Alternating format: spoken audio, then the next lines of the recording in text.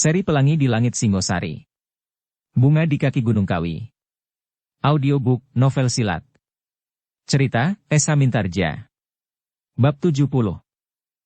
Sementara itu, Wong Sarimpat telah meloncat turun sambil mengumpat keras-keras. Hei setan tua yang licik. Kenapa kau berusaha membunuh hanya seekor binatang? Kenapa kau tidak membidik kepalaku atau tengkuku? Tak akan ada gunanya, sahut Empu Sada. Kau pasti mampu menghindarinya. Tetapi kuda itu tidak. Dan ternyata kau kini sudah tidak berkuda lagi. Dengan demikian maka pekerjaanku akan menjadi semakin ringan. Kini aku tinggal berusaha untuk membunuh kudaku yang dicuri oleh Kebo Sindet itu, supaya kita dapat berhadapan dengan kaki kita masing-masing berjejak di atas tanah. Persetan dengan sesorahmu. Ayo kita selesaikan persoalan ini. Jangan hanya banyak bicara, potong Empu Sada. Aku sudah siap menunggu kalian. Wong Sarimpat yang dilanda oleh arus kemarahan itu pun maju setapak demi setapak mendekati Empu Sada. Terdengar ia berkata, "Kuda Sempana, pergilah, supaya aku dapat dengan leluasa membunuh empu tua yang tak tahu diri ini." Kuda Sempana tidak menyahut. Sekali ia berpaling kepada Empu Sada yang berdesis. "Menepilah." Tetapi kuda Sempana masih tetap di tempatnya. "Empu Sada," berkata Wong Sarimpat, "selagi tongkatmu masih utuh, kau tidak mampu melawan kami berdua. Kini tongkatmu itu tinggal sepotong. Apakah kau masih akan mencoba melawan? Apalagi salah seorang dari kami berada di punggung kuda. Nah, umurmu akan menjadi semakin singkat. Dan kau akan mati dengan cara yang barangkali belum pernah kau bayangkan." Ancaman Wong Sarimpat itu ternyata memberi kesadaran kepada Empu Sada bahwa senjatanya memang tidak akan banyak berarti lagi untuk melawan sepasang golok yang berada di tangan sepasang hantu dari kemundungan itu. Tetapi apakah yang akan dilakukannya? Ia tidak akan dapat mengambil potongan senjatanya yang lain, sebab potongan itu terletak terlampau jauh daripadanya. Sementara itu ia melihat kuda Kebo Sindet pun telah bergerak pula. Bahkan orang itu telah mempersiapkan diri untuk menyambarnya dengan kuda itu. Sambil mengayun-ayunkan goloknya Empu Sada melihat Kebo Sindet telah siap menyerangnya. Dalam waktu yang singkat itu Empu Sada mencoba berpikir untuk mendapatkan cara yang sebaik-baiknya melawan kedua orang yang liar itu. Tongkatnya yang tinggal sepotong itu tidak akan dapat membantunya. Tetapi apa yang dapat dilakukannya? Dalam ketegangan itu, maka suasana dicengkam oleh kesenyapan yang mengerikan. Tak seorang pun yang telah mulai dengan sergapan dan serangan, seakan-akan mereka menunggu perkembangan keadaan. Tetapi wajah-wajah mereka menjadi semakin keras sekeras batu karang. Sedang senjata-senjata mereka menjadi semakin erat di dalam genggaman. Ketegangan itu tiba-tiba dipecahkan oleh derap kuda Kebo Sindet yang meluncur seperti badai menyambar Empu Sada. Golok Kebo Sindet terayun dengan cepatnya mengarah kepada lawannya. Namun Empu Sada pun telah bersiap pula menerima serangan itu. Dengan lincahnya ia meloncat ke samping menghindari sambaran golok Kebo Sindet, namun kemudian, ia melenting menyerang dengan potongan tongkatnya. Tetapi potongan tongkat itu ternyata terlampau pendek. Meskipun tangannya sudah terjulur lurus, tetapi ujung tongkatnya yang sepotong itu masih belum menyentuh tubuh lawannya sama sekali meskipun, Kebo Sindet sama sekali tidak berusaha untuk menangkisnya. Dengan menggeser tubuhnya sedikit saja, maka iblis itu telah dapat membebaskan dirinya dari lawannya. Terdengar Empu Sada berdesis. Senjata yang selama ini dipergunakan adalah sebuah tongkat yang panjang. Sebenarnya, ia telah meletakkan senjatanya itu. Ia tidak ingin lagi melibatkan diri dengan persoalan yang harus diselesaikan dengan senjata. Tetapi persoalan Mahisa Agni, anak Jun Rumanti itu, telah memaksanya untuk mengangkat sebatang tongkat lagi. Tetapi tongkat itu tidak dapat membantu sepenuhnya seperti tongkat pusakanya, ciri kebesarannya. Sementara, Kebo Sindet memutar kudanya, Wong Sarimpat telah melompat pula sambil memutar goloknya menyerang Empu Sada dengan garangnya. Sekali lagi Empu Sada harus menghindari serangan itu, tetapi ia tidak sekedar mau menjadi sasaran yang meloncat kian kemari seperti sedang menari di atas bara. Dengan dahsyatnya ia pun segera menyerang.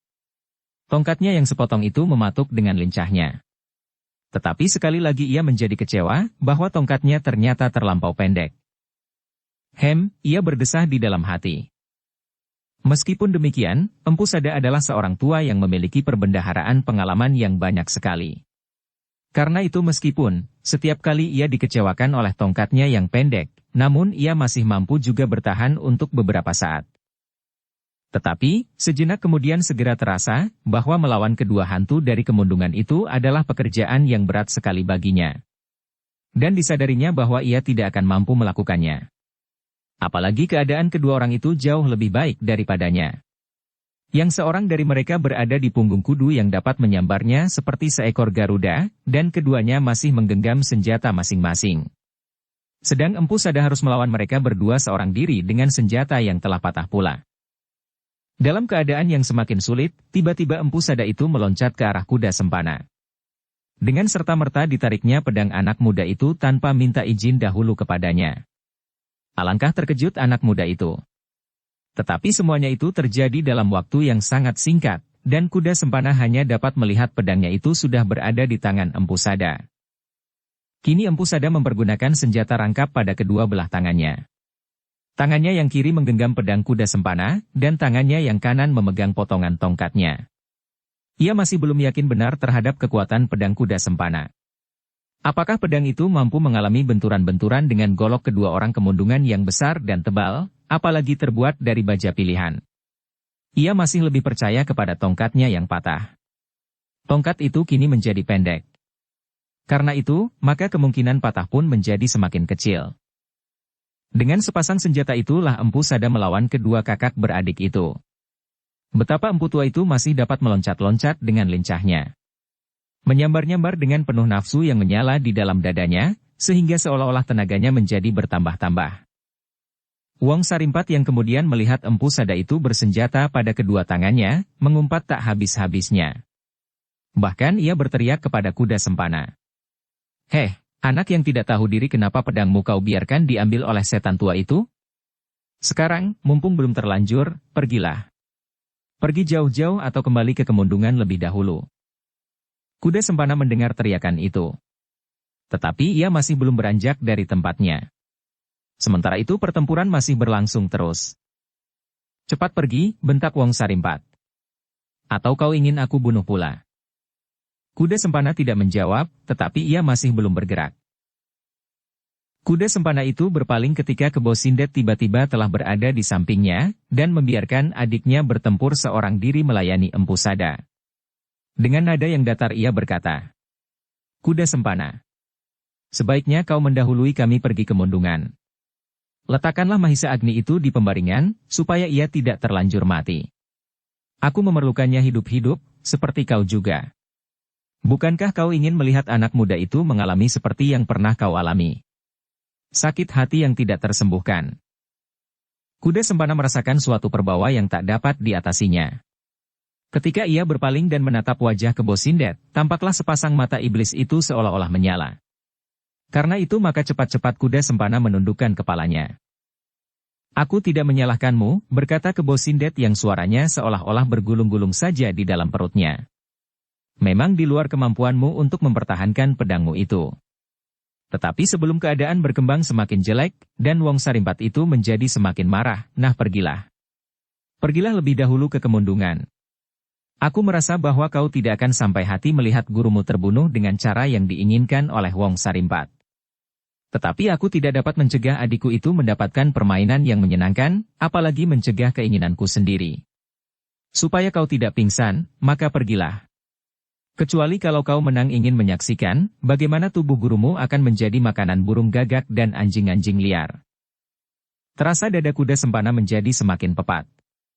Namun ia masih saja tidak bergerak. Kata-kata Kebo Sindet yang diucapkannya perlahan-lahan itu justru terasa betapa mengerikannya. Tanpa dikehendakinya, maka kuda sempana itu memandangi gurunya yang sedang berkelahi melawan Wong Sarimpat. Meskipun kemampuannya sama sekali masih kurang cukup untuk menilai perkelahian itu, tetapi ia dapat merasakan bahwa gurunya mempunyai beberapa kelebihan dari Wong Sarimpat. Senjata gurunya di kedua belah tangannya tampak menyambar-nyambar mengerikan di antara ayunan golok Wong Sarimpat. Tetapi Empu Sada sendiri dapat pula melihat bahwa Wong Sarimpat tidak berada dalam puncak kekuatannya. Dan Empu Sada dapat melihat bahwa hal itu adalah akibat luka di pangkal lengannya. Luka itu agaknya selalu mengganggunya. Hanya karena ketahanan tubuh Wong Sarimpat yang luar biasa, maka luka itu tidak banyak mempengaruhinya. Kebo Sindet pun melihat pula hal itu. Tetapi ia sama sekali tidak mencemaskannya. Ia memang melihat kelemahan adiknya, dan apabila hal itu dibiarkannya, maka Wong Sarimpat akan lebih dahulu kehabisan tenaga. Tetapi waktu itu pasti cukup lama. Mungkin sehari, mungkin 2 hari. Dan Kebo Sindet yakin, bahwa sebentar lagi apabila ia telah kembali ke arena, maka waktu yang diperlukan akan surut berlipat-lipat. Empu Sada itu pasti akan segera dapat mereka selesaikan. Tetapi Kebo Sindet itu ingin supaya kuda sempana menjauhkan dirinya. Kebo Sindet menjadi cemas apabila tiba-tiba saja Empu Sada mendorong kuda sempana dari kudanya, dan kemudian berusaha melarikan kuda beserta Mahisa Agni. Ia hanya akan dapat menyusul Empu Sada itu seorang diri karena Wong Sarimpat sudah tidak berkuda lagi. Apabila mereka harus berkuda berdua, maka pasti akan memperlambat. Sebab kuda yang dipakai oleh kuda sempana agaknya lebih baik dari kuda Empu Sada yang dipakainya. Dan ia pun kemudian harus bertempur seorang diri pula di sepanjang pengejarannya. Dengan demikian, maka Kebo Sindet tidak yakin sampai berapa lama ia mampu mengalahkan Empu Sada. Bahkan mungkin sampai ke Tumapel, mereka masih juga harus bertempur di sepanjang jalan. Karena itu maka sekali lagi ia berkata, "Kuda sempana, menyingkirlah selagi kau masih mempunyai kesempatan." Pengaruh kata-kata Kebo Sindet, serta sorot matanya yang seakan-akan langsung menembus ke jantungnya itu tidak dapat dihindari oleh kuda sempana, sehingga seperti terdorong oleh suatu tenaga yang tidak dimengertinya, tiba-tiba ia menggerakkan kendali kudanya. Perlahan-lahan kuda itu berjalan dan kemudian memutar. "Bagus," desis Kebo Sindet. "Dahululah. Jangan terlampau cepat supaya kami segera dapat menyusulmu." Kepala kuda sempana yang kosong telah membawanya berjalan perlahan-lahan menjauhi arena. Sekali-sekali ia berpaling, dan kini dilihatnya Kebo Sindet telah pula menyerang Empu Sada. Untuk menahan senjata-senjata lawannya, maka kedua senjata Empu Sada itu berputar seperti baling-baling, sehingga putarannya menjadi sebuah perisai yang tak akan dapat ditembus oleh ujung jarum sekalipun. Tetapi kuda sempana itu tertegun sejenak. Bahkan terdengar mulutnya menggeram.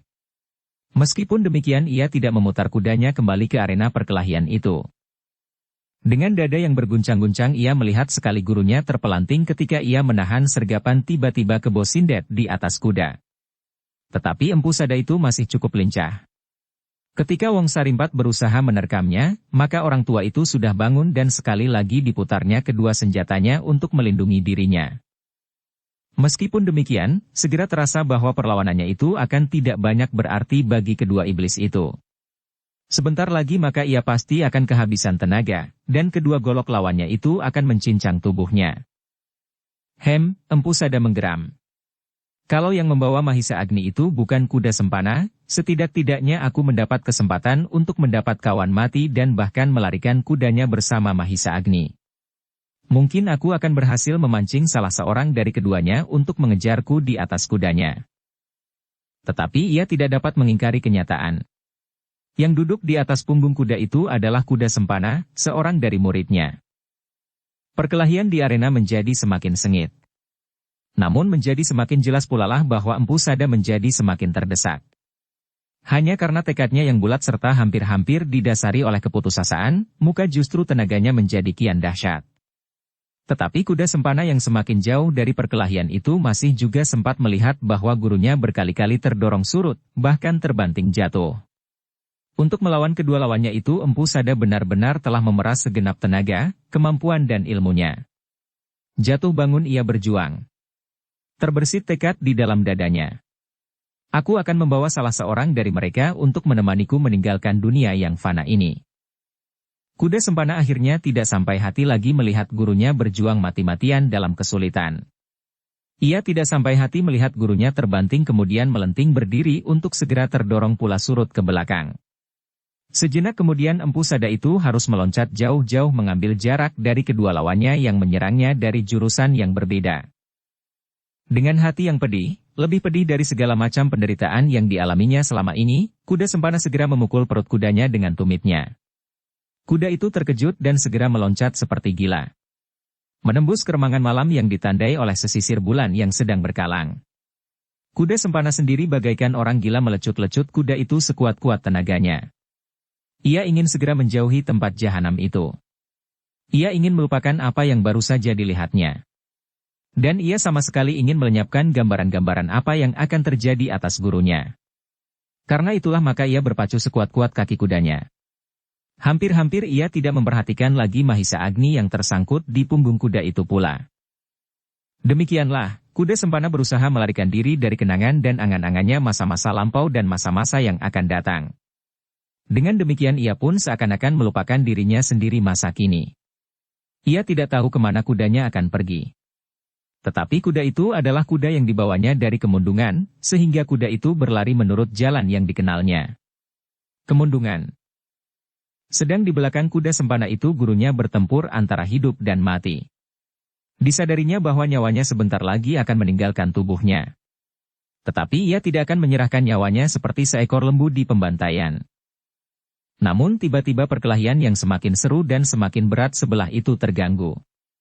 Telinga-telinga mereka yang tajam itu mendengar suara derap seekor kuda di kejauhan. Semakin lama semakin dekat.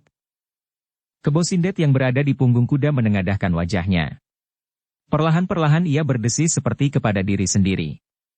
Apakah yang datang itu Pandai Keris dari Lulumbang? Wong Sarimpat pun mengumpat di dalam hatinya. Ia pun menyangka bahwa yang datang itu pasti Empu Gandring. Karena itu, maka dengan penuh nafsu ia berteriak. Mari kita selesaikan tikus tua ini Kakang. Sebentar lagi kita bantai orang yang datang untuk membunuh diri itu. Kebo Sindet memandangi Empu Sada yang sedang berusaha mengelakkan serangan Wong Sarimpat. Dengan suara berat dan datar ia menjawab. Satu lagi datang seorang yang ingin membunuh Empu Sada itu pula. Wong Sarimpat. Nanti kalau orang itu datang, biarlah kita bersama-sama menguliti empu yang malang ini. Bukankah orang itu Empu Gandring? Ia pasti menyangka bahwa Empu Sadalah yang menjadi biang keladi dari peristiwa ini. Nah, kira-kira orang tua itu akan berbuat apa? Empu Sada tidak menghiraukan apa yang mereka percakapkan. Tetapi ia menyerang lawannya sejadi-jadinya, semakin lama semakin dahsyat, seperti angin pusaran di musim kesanga. Wong Sarimpat yang lebih banyak menjadi sasaran serangan Empu Sada itu mengumpat di dalam hati. Tetapi, ia tidak begitu yakin akan kata-kata kakaknya. Karena itu, maka baginya, lebih baik membunuh orang tua ini lebih dahulu dan kemudian membunuh Empu Gandring bersama-sama pula daripada berteka-teki tentang apa yang akan dilakukan oleh Empu Gandring. Dengan demikian, maka tandangnya pun menjadi semakin buas. Ia ingin segera membinasakan Empu Sada itu secepatnya. Tetapi, empu yang tua itu ternyata membuat perhitungan sendiri. Mungkin Empu Gandring, paman Mahisa Agni itu mendendamnya dan menyangkanya bahwa ialah biang keladi dari penculikan kemenakannya itu. Tetapi yang datang itu benar Empu Gandring dan melihat perkelahian itu, maka ia pasti akan memihak Empu Gandring pasti akan memihaknya. Sebab ia adalah pihak yang lemah. Apabila Empu Gandring itu berhasil keluar dari perkelahian itu bersamanya, mengalahkan kedua iblis dari Kemundungan dan seandainya, Empu Gandring masih tetap dalam pendiriannya menyangka dirinya dengan tuduhan itu, maka lawannya adalah pihak yang lemah. Bukan kedua orang iblis itu lagi. Dengan demikian Empu Sada bertekad untuk bertempur terus. Meskipun Empu Sada itu menjadi semakin terdesak, tetapi ia mempunyai harapan untuk bertahan sampai kuda itu menjadi semakin dekat. Segala cara ditempuhnya untuk menyelamatkan dirinya. Meloncat-loncat, berlari-lari, melingkar-lingkar pada gerumbul-gerumbul liar. Ia tidak peduli lagi apa yang dikatakan orang tentang dirinya. Ia akan mempergunakan segala cara. Kebo Sindet dan Wong Sarimpat mengumpat-umpat di dalam hati. Bahkan Wong Sarimpat berteriak. Hei Empu Sada, apakah kau sudah kehilangan sama sekali harga dirimu? Bagaimana mungkin seorang empu yang sakti bertempur dengan cara itu? Empu Sada tidak menyahut. Ia bertempur semakin liar. Sama sekali tak diperhatikannya lagi tata kesopanan di dalam perkelahian. Sementara itu derap kuda di kejauhan pun menjadi semakin dekat. Harapan Empu Sada pun menjadi semakin berkembang. Tetapi Kebo Sindet dan Wong Sarimpat menjadi semakin keras mengumpat-umpat. Akhirnya mereka, yang sedang bertempur itu melihat seekor kuda berpacu seperti angin mendekati titik perkelahian itu. Dalam pada itu, terdengar Kebo Sindet berkata, Empu Sada, kalau Empu Gandring itu menjadi semakin dekat maka nyawamu pun akan menjadi semakin pendek. Empu Sada masih tetap tidak menjawab. Tetapi senjatanya bergerak semakin mantap.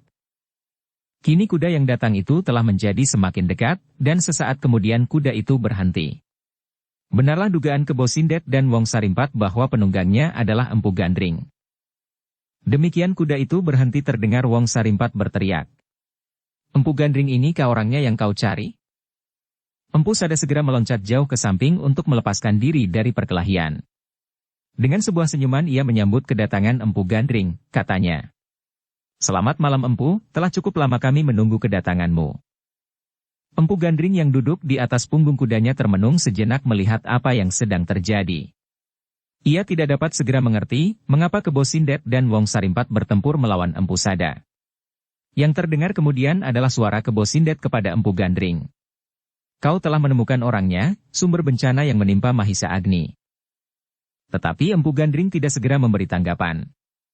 Ia masih saja duduk membeku di atas punggung kudanya. Sementara itu Wong Sarimpat berteriak.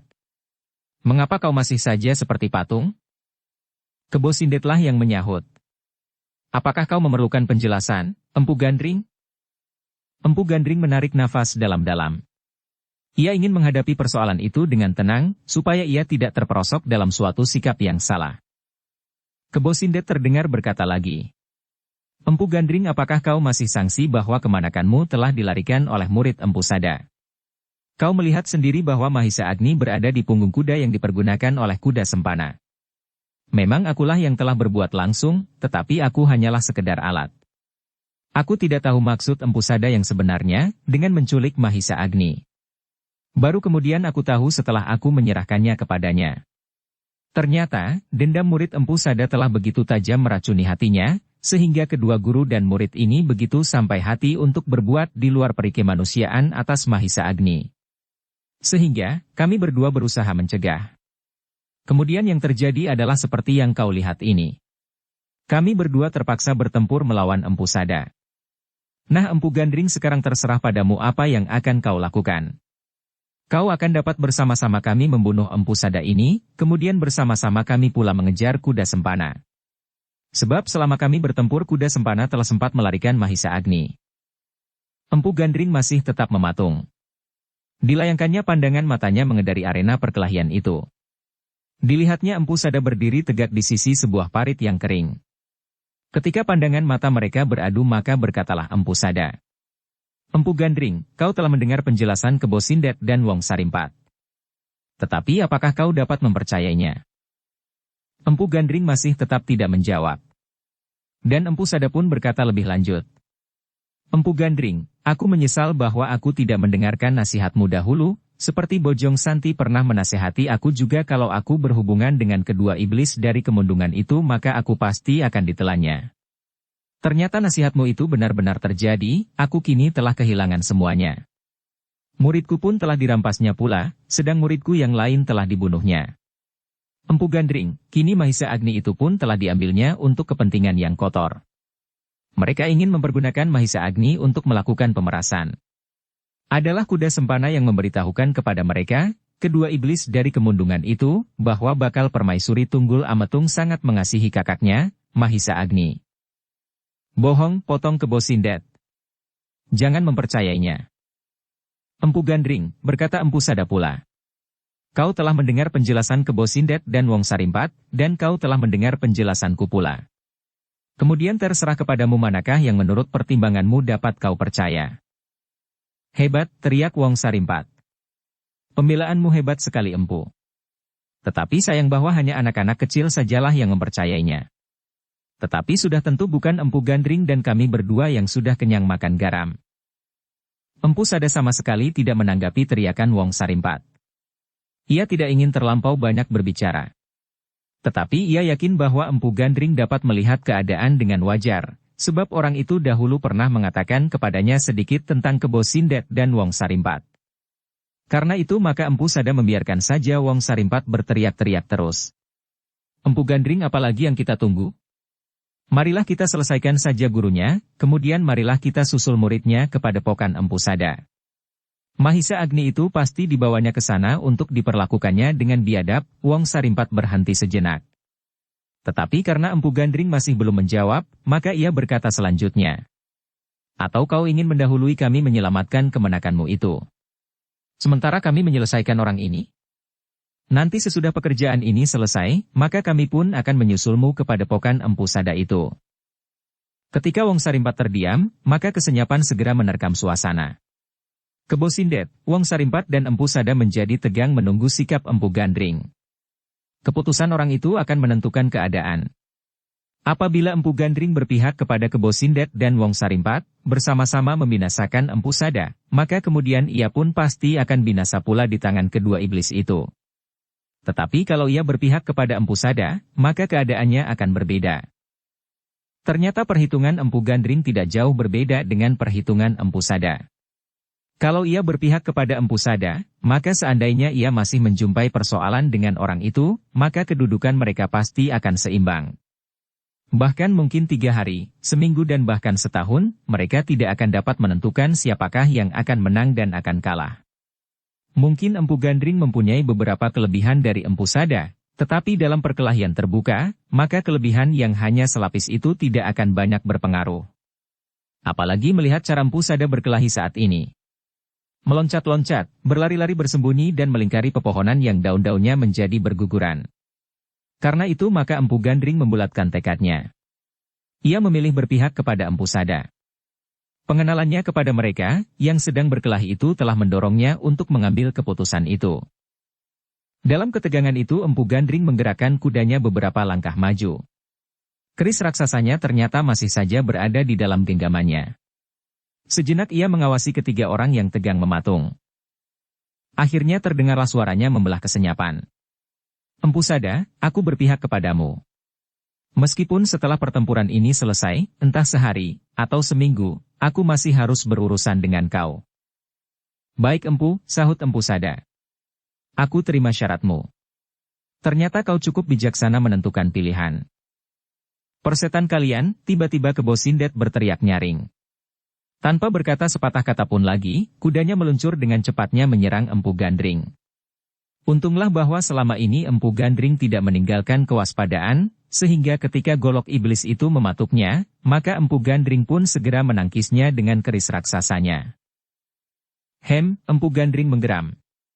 Kau segera mulai Kebo Sindet. Baiklah, aku memang ingin segera menyelesaikan persoalan ini. Kebo Sindet tidak menjawab. Kudanya segera berputar untuk melakukan serangan sekali lagi. Demikianlah maka Kebo Sindet dan Empu Gandring itu segera terlibat dalam perkelahian yang seru. Masing-masing adalah orang-orang yang pilih tanding. Meskipun Empu Gandring tidak setangkas Kebo Sindet bermain-main dengan kuda, tetapi ketangkasannya menggerakkan senjata dapat mengimbangi kekurangannya, sehingga perkelahian itu pun menjadi seimbang. Keduanya sambar menyambar dengan dahsyatnya. Senjata-senjata mereka terayun-ayun dan berputaran. Seolah-olah di langit telah berterbangan 1000 macam senjata dari kedua jenis senjata itu. Keris-keris raksasa dan golok-golok yang berkilat-kilat. Empu Sada masih saja berdiri di sisi sebuah parit yang kering. Perlahan-lahan ia melangkah maju sambil menarik nafas dalam-dalam. Kini ia mempunyai harapan lagi untuk mempertahankan hidupnya dan menolong Mahisa Agni. Dengan penuh minat diperhatikannya perkelahian yang dahsyat antara Empu Gandring dan Kebo Sindet yang masing-masing berada di punggung kuda. Seperti sedang melihat sepasang burung Garuda yang bertempur di udara. Di tempat lain, Wong Sarimpat pun memandang perkelahian itu dengan penuh gairah. Tanpa disadarinya sekali-sekali tangannya menyentuh-nyentuh luka di pangkal lengannya. Meskipun luka itu sudah tidak berdarah lagi, tetapi masih juga terasa bahwa luka itu agak mengganggunya. Namun agaknya Wong Sarimpat tidak mempunyai kesempatan untuk memperhatikan luka itu. Ketika ia berpaling dilihatnya Empu Sada berjalan perlahan-lahan ke arahnya sambil berkata, Wong Sarimpat, kini keadaan menjadi berubah. Nah, sekarang kau tidak perlu mengumpat-umpat lagi. Aku tidak akan berlari-lari, meloncat-loncat dan bersembunyi seperti seekor kera kepanasan. Persetan, sahut Wong Sarimpat. Kau telah berhasil menipu pandai keris itu. Empu Sada mengerutkan keningnya. Apakah aku menipunya? Ah, jangan begitu Wong Sarimpat. Kau tahu apa yang sebenarnya telah terjadi. Dan kau masih juga berkata aku menipunya. Wong Sarimpat menggeram. Digerakkannya goloknya dan ia pun maju selangkah demi selangkah menyongsong Empu Sada yang mendekatinya.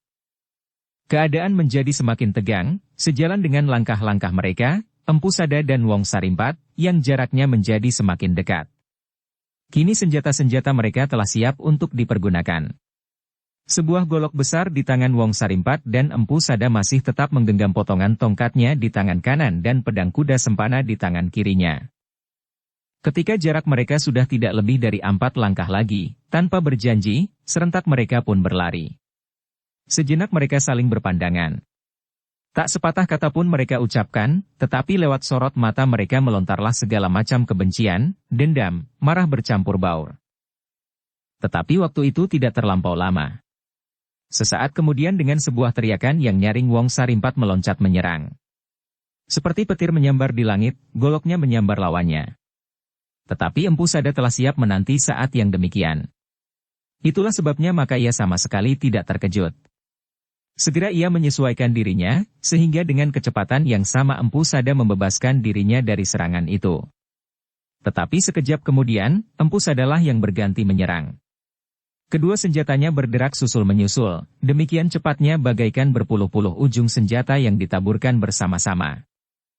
Mengalami serangan itu, sekali lagi Wong Sarimpat berteriak nyaring. Ia terpaksa meloncat surut beberapa langkah.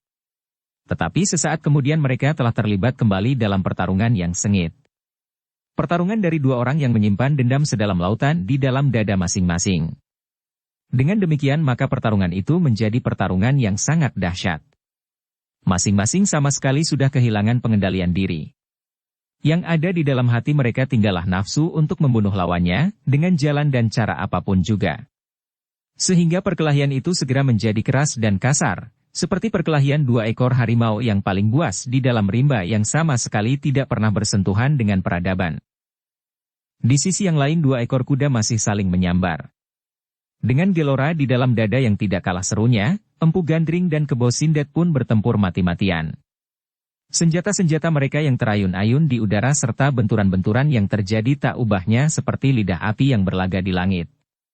Percikan bunga api yang terjadi dalam setiap benturan senjata, seperti bunga-bunga yang membara yang ditaburkan dari langit. Sementara itu bulan yang sepotong masih bergayutan di langit. Sinarnya yang kekuning-kuningan menjadi semakin kabur, disaput oleh warna kemerah-merahan yang memancar dari timur. Angin yang silir berhembus lembut, menyentuh dedaunan yang telah menjadi kekuning-kuningan. Gemerisik suaranya seolah-olah membawa kabar bahwa sebentar lagi fajar akan segera datang. Ketika warna merah di punggung bukit di ujung timur menjadi semakin nyata, maka satu-satu bintang pun mencari tempat persembunyiannya, supaya wajahnya yang cantik tidak menjadi terbakar oleh terik matahari yang ganas. Ternyata mereka yang sedang bertempur pun masih juga mempunyai kesempatan menyadari bahwa fajar hampir menyingsing. Tetapi justru karena itu, maka mereka menjadi gelisah. Apabila hari menjadi pagi, maka ada kemungkinan, seseorang melihat perkelahian di tengah-tengah padang yang kering itu. Apabila demikian, maka keadaan akan menjadi berbahaya. Terutama bagi Kebo Sindet dan Wong Sarimpat. Apalagi, apabila anak muda yang aneh, yang berpakaian prajurit Tumapel itu datang pula ke arena ini. Karena itu, maka baik Kebo Sindet maupun Wong Sarimpat, kemudian bertempur semakin bernafsu. Mereka ingin segera menyelesaikan perkelahian itu. Namun lawan-lawan mereka pun berbuat serupa. Sehingga dengan demikian, maka perkelahian itu seolah-olah hampir tidak ada perubahan apapun. Perkelahian itu masih tetap seimbang dan dalam keadaan yang sama seperti perkelahian itu baru dimulai. Sekali-kali terbersit ingatan di kepala Kebo Sindet untuk menghindar saja dari arena, tetapi ia tidak akan dapat meninggalkan adiknya bertempur sendiri. Karena itu maka tak habis-habisnya ia mengumpati Empu Sada yang licik, yang ternyata telah menyerang kuda-kuda mereka sehingga kini Wong Sarimpat terpaksa bertempur di atas tanah. Seandainya Kebo Sindet berusaha membawa Wong Sarimpat bersamanya di atas satu punggung kuda, maka kesempatan itu sangat berbahaya bagi adiknya. Pada saat adiknya meloncat, maka Empu Gandring dan Empu Sada dapat menyerang bersama, sehingga sangat sulitlah untuk menghindarkan diri. Karena itu, maka tidak ada jalan lain daripada berkelahi terus. Bahkan Kebo Sindet itu menjadi semakin garang dan semakin bernafsu, seperti Wong Sarimpat. Bahkan Wong Sarimpat itu telah hampir sampai ke puncak kemarahannya. Ia menjadi semakin muak melihat sikap Empu Sada yang di dalam pandangan matanya menjadi semakin liar. Namun sebaliknya Empu Sada pun menjadi semakin mendendam Wong Sarimpat yang di dalam pandangan matanya menjadi semakin buas. Sebenarnya lah, bahwa kedua orang itu telah sama-sama kehilangan nilai-nilai tata kesopanan dalam pertarungan tanding. Mereka berbuat apa saja. Bahkan Wong Sarimpat yang sedang mata gelap telah berusaha menaburkan segenggam pasir ke dalam mata Empu Sada. Untunglah Empu Sada dapat menghindar dengan cepat, dengan meloncat jauh-jauh ke belakang. Namun Empu Sada pun telah memukul pula dengan tongkatnya seonggok batu karang yang diarahkan kepada lawannya. Tetapi Wong Sarimpat pun dengan lincah dapat pula menghindari. Meskipun karena itu, maka ia mengumpat-umpat dengan bahasa yang paling kotor yang pernah dikenalnya. Akhirnya Wong Sarimpat itu tidak dapat bersabar lagi. Ia merasa wajib untuk segera memusnahkan lawannya. Kalau ia tidak dapat membinasakannya dengan wajar, maka ia harus mempergunakan tenaga simpanannya. Aji kebanggaannya seperti yang dimiliki oleh kakaknya, Aji Bajang.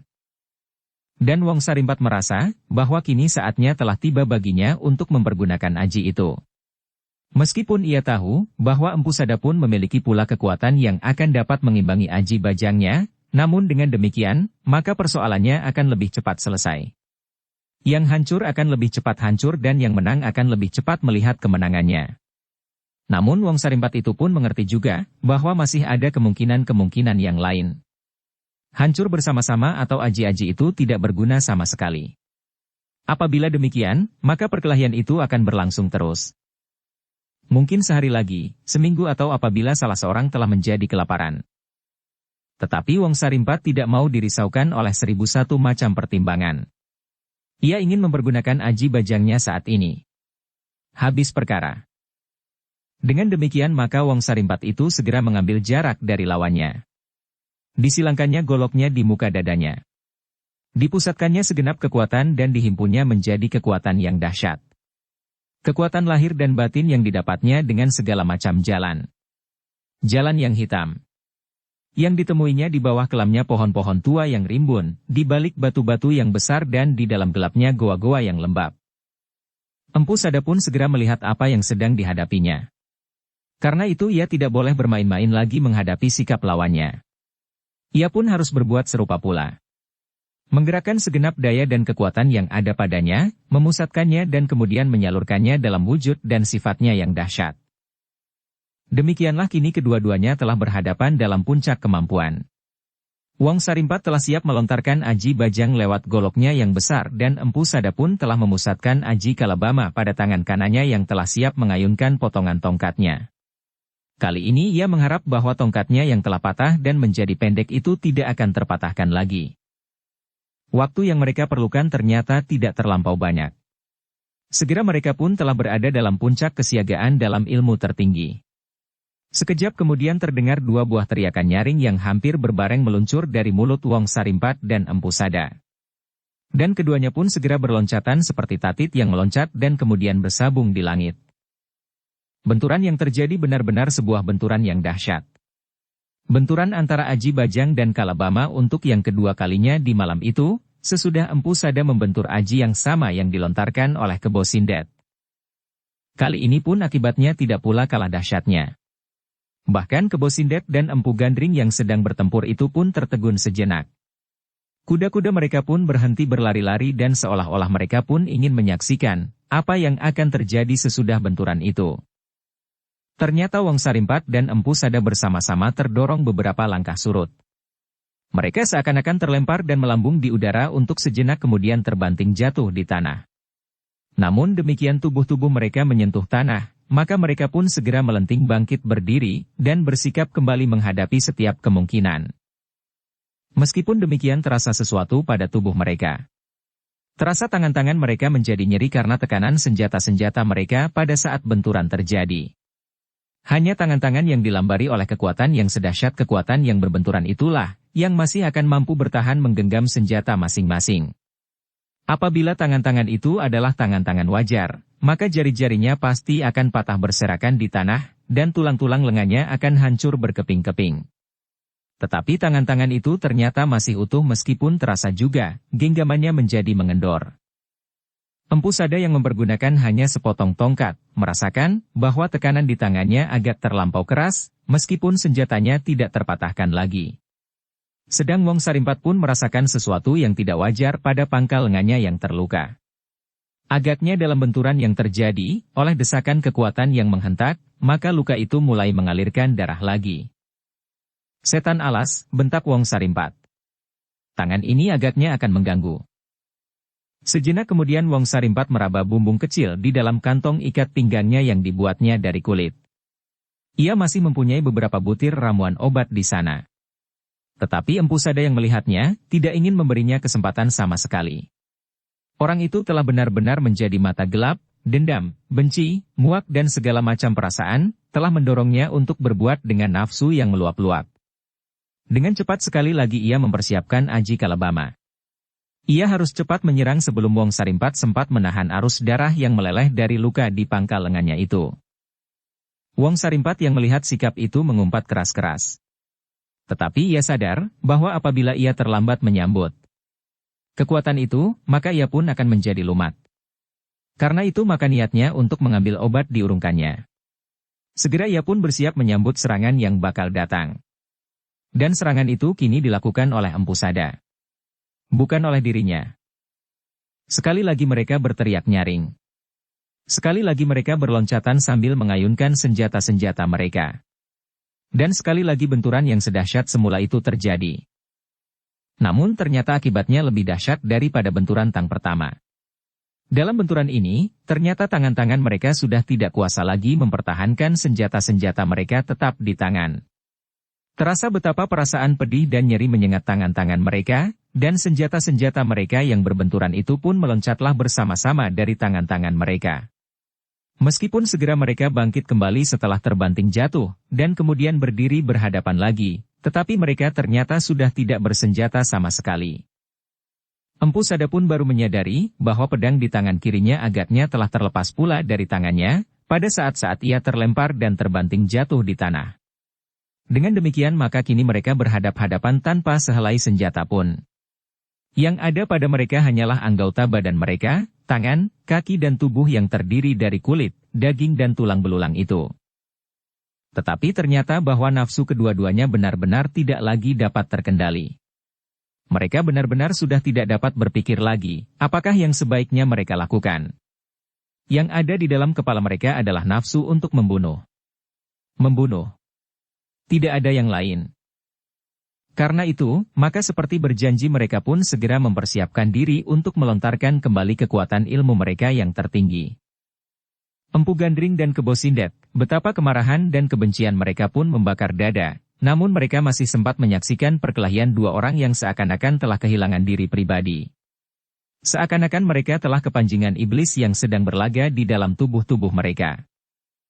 Karena itu ketika Kebo Sindet melihat Wong Sarimpat dan Empu Sada mempersiapkan kekuatan ilmu tertinggi mereka, maka hatinya pun berdesir. Tanpa dikehendakinya ia berteriak.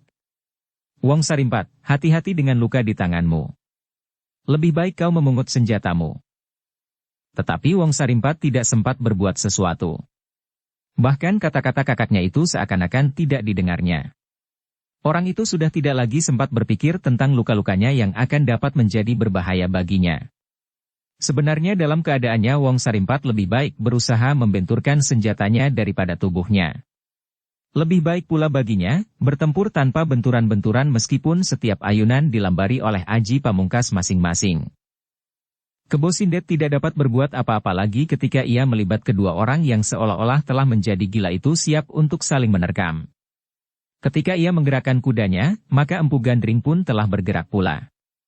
Dengan demikian maka Kebo Sindet dapat menyadari keadaannya, bahwa Empu Gandring tidak akan dapat ditinggalkannya, walaupun hanya sejenak. Maka yang dapat dilakukan hanyalah melihat apa yang bakal terjadi dengan hati yang berdebar-debar. Dua ekor binatang buas yang kelaparan sedang berlaga memperebutkan sepotong tulang. Tak akan ada kekuatan yang dapat memisahkannya, selain maut telah merenggut jiwa mereka atau salah satu daripadanya. Sejenak kemudian Empu Gandring dan Kebo Sindet menahan nafasnya.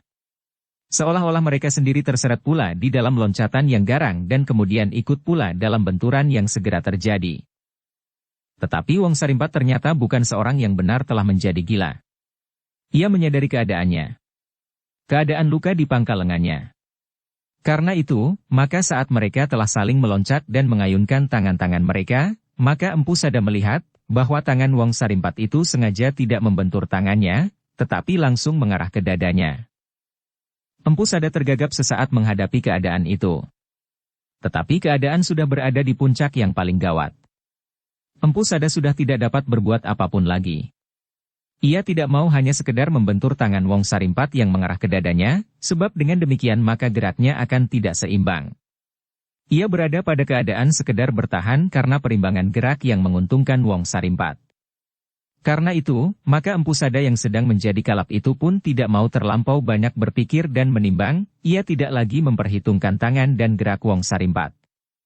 Letak tangan Wong Sarimpat yang mengarah ke dadanya itu memberinya kesempatan yang serupa. Dada Wong Sarimpat pun tidak terlindung karenanya. Karena itu, maka Empu Sada itu pun memusatkan perhatiannya ke arah dada lawannya. Tak ada lagi yang nampak di matanya selain dada Wong Sarimpat. Dada yang selama ini dimuati oleh segala macam nafsu dan kehendak yang hitam lekam, sifat dan watak yang kotor dan liar. Benturan yang terjadi kemudian adalah benturan yang mengerikan. Terdengar mereka berdua berteriak nyaring hampir bersamaan untuk menuntaskan segenap kekuatan yang tersimpan di dalam puncak ilmu masing-masing. Tetapi sejenak kemudian disusul pula oleh dua buah teriakan yang mengerikan ketika tangan-tangan itu telah menghantam dada lawan masing-masing. Empu Gandring dan Kebo Sindet yang melihat benturan itu menahan nafas masing-masing. Benturan itu benar-benar sebuah benturan yang paling gila yang pernah mereka lihat. Masing-masing sengaja menghindari sentuhan tangan, tetapi masing-masing langsung mengarah dan menghantam dada. Kedua orang itu terlempar jauh-jauh ke belakang. Terdengar tubuh-tubuh mereka terbanting jatuh di tanah seperti seonggok pasir. Demikian keduanya jatuh di tanah, maka keduanya pun sama sekali sudah tidak bergerak-gerak lagi. Yang terdengar adalah sebuah teriakan yang mengerikan meloncat dari sela-sela bibir Wong Sarimpat, umpatan-umpatan yang paling kotor yang pernah didengar oleh telinga. Wong Sarimpat, Kebo Sindet mencoba memanggilnya. Tetapi Wong Sarimpat sudah tidak menjawab lagi. Dan teriak-teriakannya pun telah terdiam pula. Yang terdengar kemudian adalah sebuah keluhan yang tertahan-tahan. Perlahan-lahan sekali. Empu Gandring, berkata Kebo Sindet. Apakah kau dapat membiarkan aku melihat adikku sejenak? Empu Gandring menarik nafas dalam-dalam. Tetapi ia bukan orang yang berhati batu. Ketika ia melihat keadaan itu, maka ia tidak dapat berkeras hati menolak permintaannya. Maka jawabnya, aku tidak berkeberatan Sindet. Aku pun ingin melihat Empu Sada itu. Kebo Sindet menjadi ragu-ragu sejenak. Dipandanginya Empu Gandring seolah-olah ingin meyakinkan jawaban orang itu sehingga Empu Gandring mengulangi. Lihatlah adikmu, aku akan melihat apa yang terjadi dengan Empu Sada itu. Baiklah. Kesempatan bagimu untuk membunuhnya dengan mudah supaya ia tidak mengganggumu lagi. Kemudian kau dapat mengejar muridnya ke padepokannya. Apakah kau belum pernah melihat padepokan Empu Sada? Empu Gandring tidak menjawab. Tak terlintas di dalam kepalanya untuk berbuat selicik itu. Empu Sada yang sudah berbaring diam tidak berdaya sama sekali itu pasti tidak akan dapat melawan seandainya ia membunuhnya. Apalagi dengan kerisnya itu, bahkan dengan memijat hidungnya saja, maka lama-lama orang itu akan terputus nafasnya. Tetapi perbuatan itu adalah perbuatan yang tercela. Apalagi bagi seorang empu seperti Empu Gandring. Karena itu betapapun besarnya kebencian, kemarahan dan beribu macam tuntutan di dalam hati, namun tidak sepantasnya ia berbuat demikian. Kebo Sindet itu pun kemudian perlahan-lahan mendekati adiknya. Dengan wajah yang tegang ia meloncat turun dari kudanya. Tampaklah pada wajah yang beku itu beberapa kerut-merut melintang di dahinya. Dan terdengarlah ia menggeram perlahan-lahan. Ketika ia berjongkok maka dilihatnya jelas, bahwa dari luka di pangkal lengan Wong Sarimpat itu, darahnya seakan-akan terperas habis. Darah yang merah segar. Terlambat, desis Kebo Sindet. Tak ada gunanya lagi ia mencoba menaburkan obat pada luka itu untuk menahan arus darah yang mengalir. Sebab nafas Wong Sarimpat hampir-hampir sudah tidak mengalir sama sekali. Ketika Kebo Sindet meletakkan kupingnya di dada adiknya, maka ia menarik nafas dalam-dalam. Tetapi Kebo Sindet itu tiba-tiba menggeram. Sekali loncat ia telah berdiri. Digenggamnya goloknya erat-erat sambil berkata, "Empu Gandring. Apakah Empu Sada itu masih hidup?" Empu Gandring yang sedang berjongkok itu pun berdiri pula.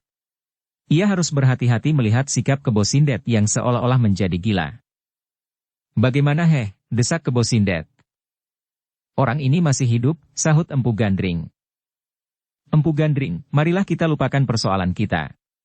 Tetapi kalau kau tidak mau membunuh setan tua itu, biarlah aku yang melakukannya. Adikku Ong Sarimpat sudah tidak dapat lagi diharapkan hidup. Nafasnya telah hampir putus dan darahnya sudah terlampau banyak yang memancar dari lukanya. Apalagi dadanya telah mengalami luka yang cukup parah pula." "Apa yang akan kau lakukan terhadap orang ini?" bertanya Empu Gandring. "Orang itu akan aku bawa ke padepokanku." "Untuk apa?"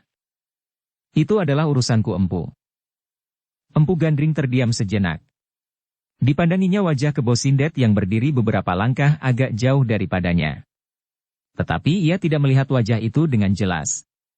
Yang tampak dalam kesamaran sinar bulan sepotong hanyalah sikapnya yang mengerikan. Tiba-tiba Empu Gandring itu berkata perlahan-lahan, "Tidak Kebo Sindet. Orang ini adalah tawananku. Aku yang akan mengurus dan menyelesaikannya." "Siapa bilang?" teriak Kebo Sindet tiba-tiba. "Ia pingsan karena tangan adikku. Adikulah yang berhak atasnya. Karena adikku akan mati, maka akulah yang berhak berbuat apa saja atas setan tua itu untuk membalas sakit hatiku karena ia telah membunuh adikku.